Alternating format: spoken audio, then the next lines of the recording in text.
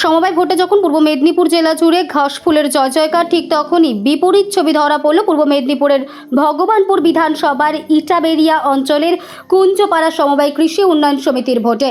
এখানে 9টি আসনের মধ্যে 9টিতেই ভারতীয় জনতা পার্টির সমর্থিত প্রার্থীরা জয়লাভ করল। কাঁথি সাংগঠনিক জেলা ভারতীয় জনতা পার্টির পক্ষ থেকে এদিন গেরুয়া আবির মেখে মেতেছেন তারা।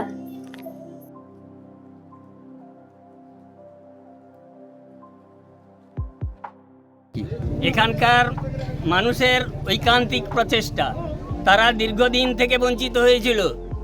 আজ প্রায় 12 বছর 13 বছর ধরে তারা বঞ্চিত।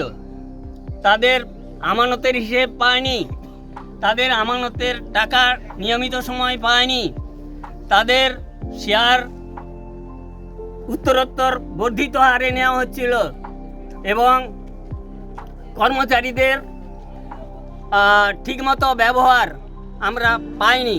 সেই কারণে সাধারণ মানুষ ক্ষুব্ধ। সেই সাধারণ মানুষের ক্ষোভের প্রকাশ এই নির্বাচনের মধ্যে।